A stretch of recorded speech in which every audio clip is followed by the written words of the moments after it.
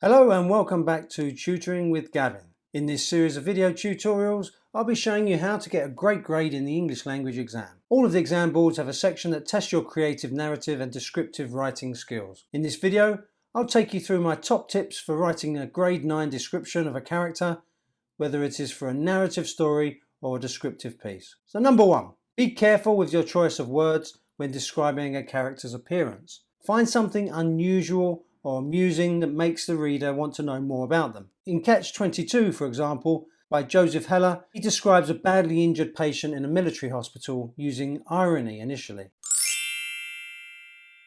The Colonel was gorgeous. He had a cavernous mouth, cavernous cheeks, cavernous, sad, mildewed eyes. His face was the colour of clouded silver. Number 2. If you are describing the clothing of a character, find one thing that says something interesting about their personality. In Of Mice and Men by John Steinbeck, Curly's wife is described as she makes her first appearance in the story. She had full, rouged lips and wide spread eyes, heavily made up. Her fingernails were red.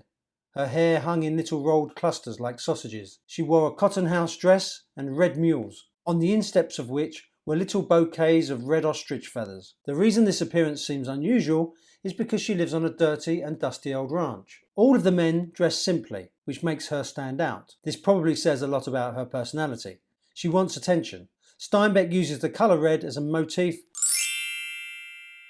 to suggest either passion or danger. Number 3. A character's behaviour and possessions show us so much about them. In The Sign of 4 by Sir Arthur Conan Doyle, Sherlock Holmes has a bottle and syringe he keeps on the mantelpiece. With his long, white, nervous fingers he adjusted the delicate needle and rolled back his left shirt cuff. The sinewy forearm and wrist, all dotted and scarred with innumerable puncture marks. This description is shocking and reveals a lot about the character. Number 4. The physicality of a character. This includes body language, posture, mannerisms and facial expressions. This can stir the imagination, as in Jane Eyre by Charlotte Bronte. The character of Bertha is described by Jane. What it was, whether beast or human being, one could not at first tell. It grovelled, seemingly on all fours.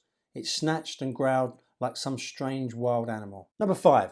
Finally, sometimes the best descriptions are often concise and capture the essence of a character perfectly in one sentence. In To Kill a Mockingbird, Harper Lee describes Boo Radley. Every move he made was uncertain, as if he were not sure his hands and feet could make proper contact with the things he touched. I'll be covering more aspects of narrative writing in other videos in this series. If you would like notification of when they are available, please subscribe and give me a thumbs up if you like the video. Also, please like my Facebook page if you want more free resources. Until next time.